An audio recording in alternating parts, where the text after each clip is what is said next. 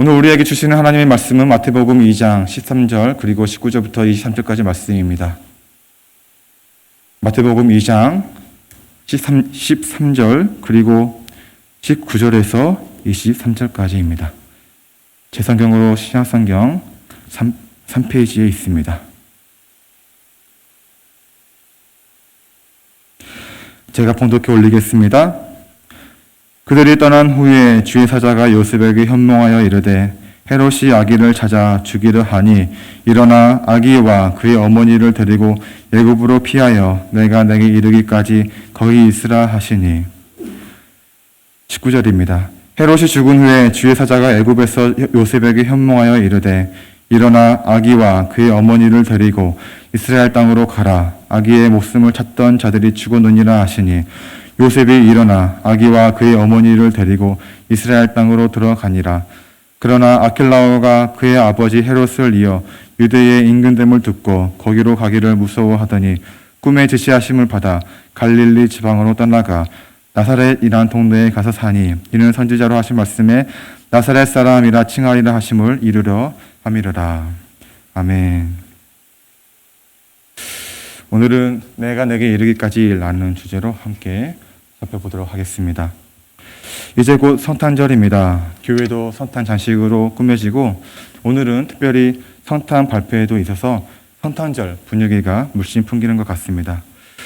성탄절을 일주일 앞두고 아기 예수님의 탄생 기록과 관련된 본문들을 보면서 먼저는 성경의 기록 방식에 대해서 잠깐 살펴본 후에 다음으로 신앙의 도전을 주는 본문에 대해서 함께 나누고자 합니다. 오늘의 본문 중 23절을 보면 하나님께서 성경을 기록하신 여러 가지 방법 중에 한 가지 방법을 보게 됩니다. 예수님께서 태어나신 고향은 베들레헴입니다. 그런데 헤롯이 메시아의 탄생 소식을 듣고 아기 예수님을 죽이려고 하여서 헤롯을 피해서 애굽으로 피신하게 됩니다. 그리고 헤롯이 죽은 이후에 다시 이스라엘로 되돌아올 수 있게 된 요셉은 비교적 안전한 갈릴리로 숨어 들어오게 되었고 갈릴리 중에서도 나사렛이라는 동네에 들어가서 살게 되었습니다. 왜 꼭 나사렛이어야 했나 하는 것은 성경에 기록되지 않아서 알 수 없습니다.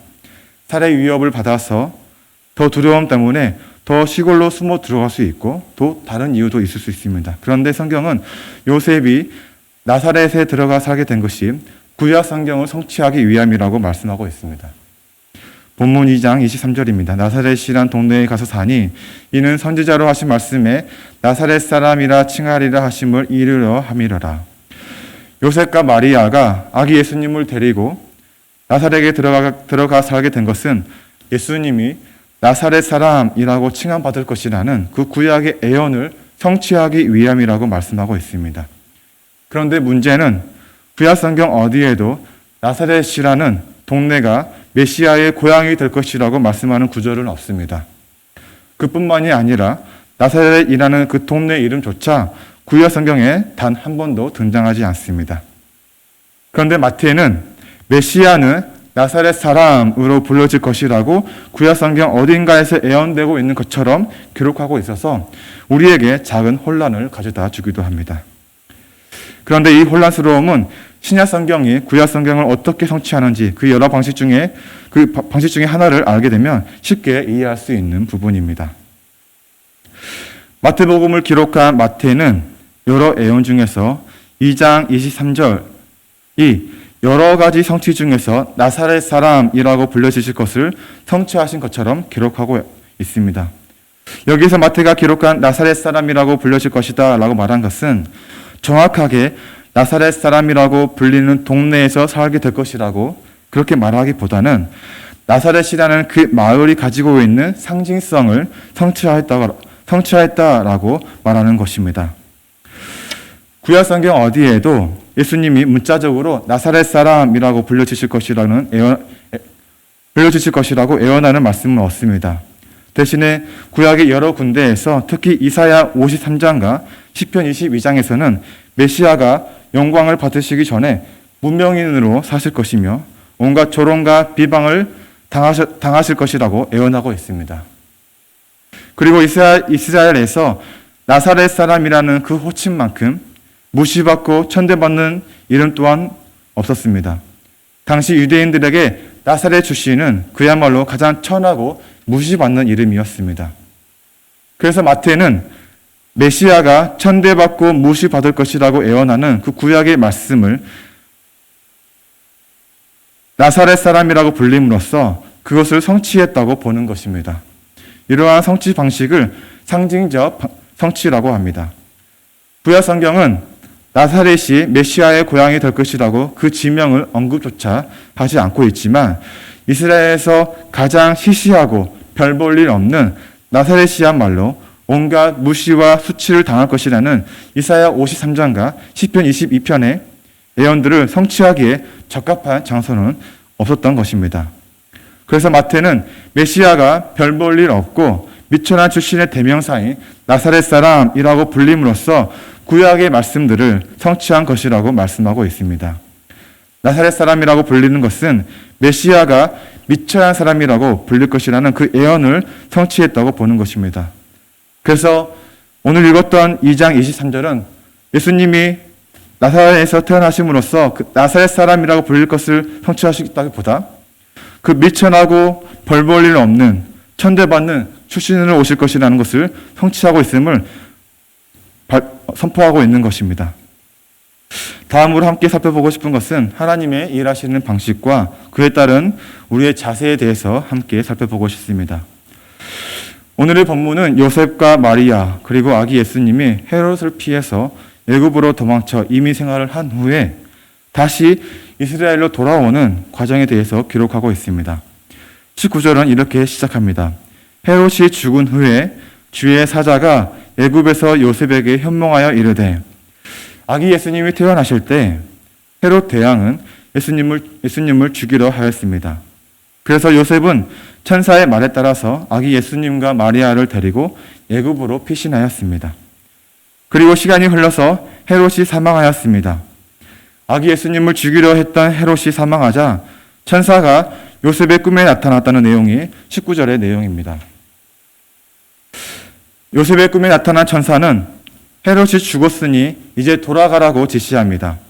그리고 천사의 말대로 짐을 꾸려서 다시 이스라엘로 되돌아갑니다. 처음 요셉과 마리아는 애굽으로 피신할 때 애굽으로 이민을 가서 정착할 생각은 아니었습니다. 2장 13절에서 천사는 애굽으로 가서 살라고 말하지 않았습니다. 천사는 요셉에게 내가 내게 이르기까지 거기 있으라라고 지시했습니다. 천사의 말대로라면 애굽 피신 기간은 정해져 있었습니다. 그 기간은 천사가 다시 나타나 지시할 때까지입니다. 그때는 바로 헤롯이 죽을 때입니다. 그러면 사실 천사가 처음부터 헤롯이 죽을 때까지 혹은 몇 년까지만 애굽에 살라고 말해 주었다면 요셉과 마리아 입장에서는 애굽의 피신 기간이 훨씬 더 수월했을 것입니다. 비록 헤롯을 피해서 도망쳐 오긴 했지만 고향 땅을 떠나 말도 통하지 않는 다른 나라에서 사는 이민 생활은 결코 쉬운 일은 아니었을 것입니다. 언제까지 기다려야 할지 기간도 모른 채 마냥 기다리는 것은 쉬운 일은 아닙니다. 보통의 사람이라면 정확한 기간과 시점을 알고 싶어 합니다. 해외로 출장을 나갈 때도 정확히 몇 년 동안 나가 있어야 하는지 정확한 기간을 알고 나가야 하고 군대를 갈 때도 정확히 언제 제대를 하는지 알고 입대를 하게 됩니다. 그렇게 힘든 군대를 견딜 수 있는 건 끝을 알고 있기 때문입니다. 아무리 힘들고 고통스럽더라도 제대할 때까지만 참고 기다리면 되기에 하루하루를 세워가면서 제대할 날을 바라보며 참을 수 있는 것입니다. 힘든 시간이 정확히 언제 끝나는지를 알고 있는 것과 모르는 것은 큰 차이가 있습니다. 그래서 우리는 자주 종종 하나님께 그 시간을 알려주시길 기도합니다. 하나님, 언제까지인가요? 하나님, 이 고통을 언제까지 참아야 하나요? 하나님, 이 터널은 언제 끝이 나나요? 우리는 이 고통이, 이 터널이 언제 끝이 나는지 그 시간을 알고 싶어 합니다. 언제까지 참아야 하는지 알고 싶어 합니다. 만약에 천사가 요셉과 마리아에게 헤롯이 언제 죽을 테니 그때까지만 참고 애굽의 피신에 있으라고 한다면 요셉과 마리아는 훨씬 더 편했을 것입니다. 그런데 천사는 그것을 알려주지 않고 다만 다시 이르기까지, 다시 말해줄 때까지 참고 기다리라고 말합니다. 구약의 한 선지자도 우리가 궁금해하는 것을 하나님께 여쭈어보았습니다. 여호와여, 내가 부르시져도 주께서 듣지 아니하시니 어느 때까지이리까? 군대 제대 날짜를 미리 알려주는 것처럼 언제까지만 참으면 되는지 속 시원하게 말씀해 주시면 좋을 것 같은데 하나님은 잘 그러시지 않습니다.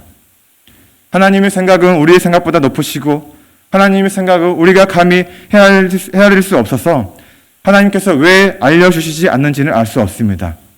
하지만 구약의 선지자의 그 질문에 대한 하나님의 대답을 통해서 하나님의 마음을 조금은 알 수 있을 것 같습니다. 어느 때까지일까? 라는 하박국 선지자의 질문에 하나님은 이렇게 대답해 주셨습니다. 이 묵시는 정한 때가 있나니 그 종말이 속히 이르겠고 결코 거짓되지 아니하리라. 비록 더딜지라도 기다리라. 지체되지 않고 반드시 응하리라. 하나님의 대답은 언제까지야가 아닙니다. 하나님의 대답은 기다리라입니다. 하나님의 때가 비록 더딘 것처럼 보이더라도 지체되지 않고 반드시 응하기 때문에 기다리라고 말씀하십니다. 그리고 하나님은 이어서 이렇게 말씀하십니다. 의인은 그의 믿음으로 말미암아 살리라. 하나님께서 왜 그 정확한 시간을 알려주시지 않는지 우리는 알 수 없습니다. 하지만 하나님께서 우리에게 원하시는 것이 무엇인지는 알 수 있을 것 같습니다. 바로 믿음으로 사는 것입니다. 여기에서의 믿음은 하나님께 대한 신뢰입니다. 그 신뢰를 바탕으로 인내하며 기다리라는 것입니다. 이 고통이 언제 끝날지, 이 환난이 언제 끝날지 그 끝나는 날만 바라보며 하루하루 견디고 버티는 것도 굉장히 잘하는 것이지만 하나님은 우리가 그 기간을 단지 버티는 정도가 아니라 믿음으로 살아내길 원하시는 것입니다. 그저 하루하루 연명하듯이 버티는 정도에 그치는 것이 아니라 하나님을 신뢰하며 믿음을 가지고 하루하루를 믿음으로 풍성하게 살아내라는 것입니다. 하루하루를 버려가며 사는 것이 아니라 믿음으로 하루하루를 건져내며 살라는 것입니다. 언제 끝날지 그 끝만 바라보며 의미 없이 터벅터벅 걷기보다 믿음의 발자국을 한 발자국, 두 발자국 남기라는 것입니다. 성탄절이 한 주 앞으로 다가왔습니다. 성탄절이 다가왔다는 것은 이제 한 해가 다 지나갔다는 의미입니다. 한 해를 열심히 달려왔고 이제 또 새해를 달려가기 위해 지난 한 해를 돌아보았으면 합니다. 하루하루를 그저 버티면서 살아왔는지 아니면 하루하루를 믿음으로 채워왔는지 되돌아보면서 한 해를 잘 마무리하고 또 새해를 잘 계획하시기 바랍니다. 의인은 믿음으로 살리라는 하나님의 말씀처럼 하루하루를 믿음으로 살아내는 저와 여러분이 되시길 소망합니다. 하나님의 때는 반드시 옵니다. 비록 더디게 오는 것처럼 느끼실 수 있지만 하나님의 때는 가장 정확한 때에 성취될 것입니다. 그리고 그 때를 기다리며 살아가는 우리들에게 하나님께서 원하시는 것은 믿음으로 기다리라는 것입니다. 의인은 믿음으로 말미암아 살리라는 그 말씀처럼 하루하루 믿음으로 살아내는 우리 모든 사모나 영가족 되시길 소망합니다. 우리 함께 말씀을 생각하시면서 함께 기도했으면 좋겠습니다. 한 해